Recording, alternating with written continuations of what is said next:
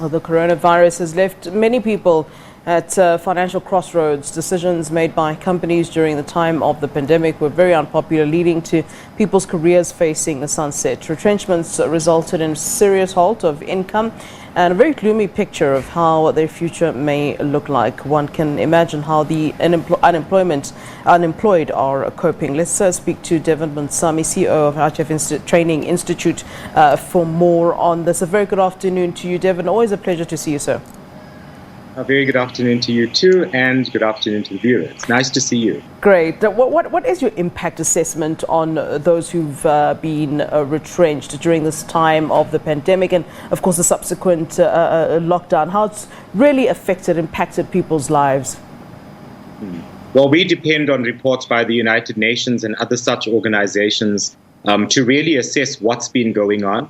And according to the UNDP, 34%, the study reveals that 34% of households in South Africa are likely to exit the middle class into the vulnerability state. And this means that South Africa's GDP will take a couple of years to be able to get back to where it was. And further to that, about 54% of households that have been pushed out of permanent jobs into an informal or temporary contract space. And this affects them largely. So this means that people will be falling into poverty after packages and after certain monies have been spent up. So this has dire consequences, really, for the average South African household. That's what the studies do. And practically, then, what does it mean? I mean, let's talk about the average South African in terms of what then this means. Does this mean downgrading? Does this mean selling of homes? Does this mean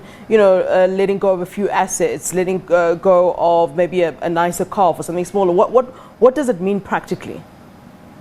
Practically, for everybody, it's different because in each household, they have a unique set of finances and obligations, but there are also some common denominators. This would be bond repayments, this would be car payments, insurances, it would be school fees. Those are a set of norms that we find across different households.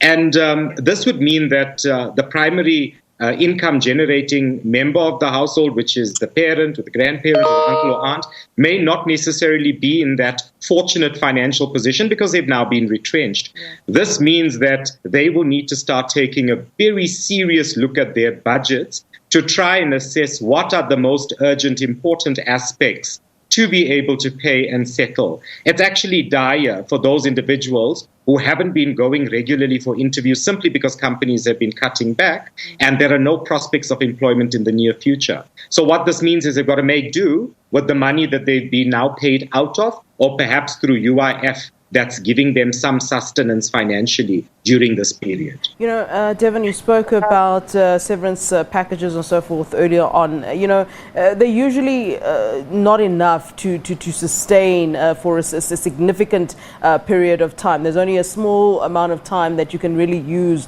whatever you got, during the time that you're leaving the company, whether it was through a severance package. How should one be using that money wisely at the time of no additional income, perhaps during the time that they're trying to find other income or trying to find ways of making money? Yeah. Well, let's be honest, Flo. I mean, the viewers will probably agree. Even when we're earning a full salary in some cases, South Africans are always short of money. Yeah. Sometimes there's always something pressing that needs to happen and to be done. So imagine now going into a stage where the UIF is now coming to, the pool is becoming slightly empty. There's nothing left there, and your severance is now running short, which inevitably could happen if there is no new prospect on the table.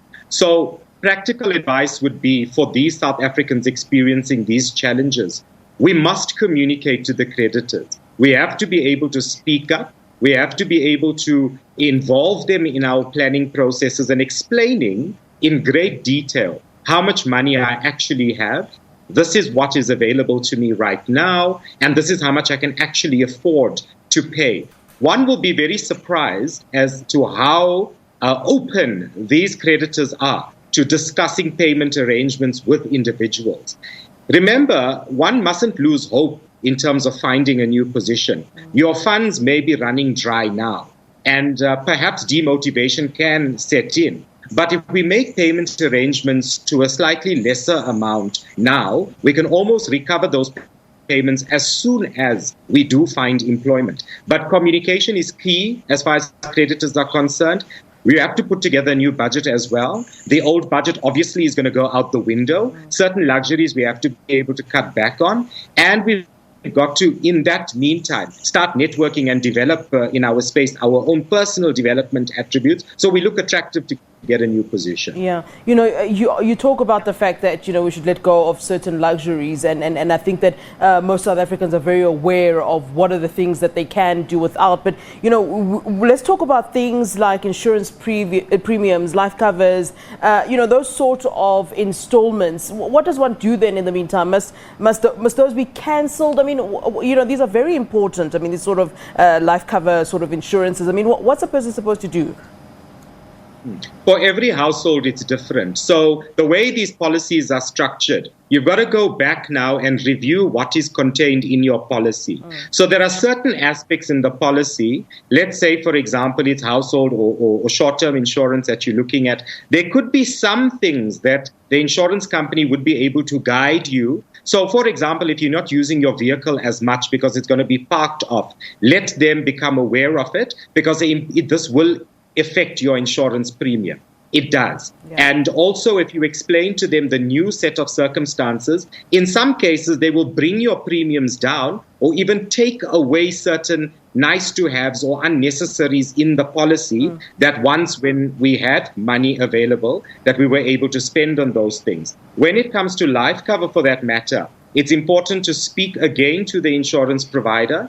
In some cases, they will even put a hold on your insurance premiums for a month or 2 or 3 without getting the policy to lapse. But then they could also look at an overall assessment of the policy and see how they can bring these installments down based on the structure of your current package. You see, some people have paid for years and years these insurances. Some have claimed, some haven't. We cannot tell an individual or a household to go and cancel it completely, because that would be an irresponsible thing to do. Yeah. But reviewing, communication, and being able to assess it properly based on the budget is very important. I have to reiterate, start updating your network, specifically on LinkedIn. Focus on those aspects and other platforms where you'll still be motivated enough to get back onto the job space and start earning again.